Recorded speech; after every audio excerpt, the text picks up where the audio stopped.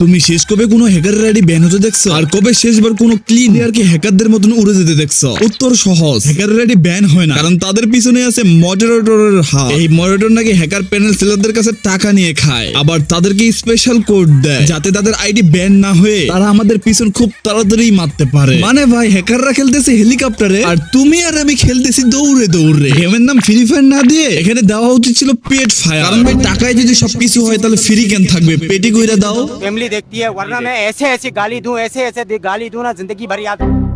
যারা হ্যাকাররে বলে ভাই, তারাই দে কোড জোগাড় করে। তাই মডারেটররা যদি হ্যাক শিখায় তবে ন্যায় বিচার করবে কে ভাই? আমি এখন বুঝতেছি যে আমরা এত রিপোর্ট যে মারতেছি হ্যাকারদেরকে, বরং আমরা হ্যাকারদের রিপোর্ট দিলে মডারেটর রেগে বলে এইটারে আনব্যান করতে হবে খুব তাড়াতাড়ি।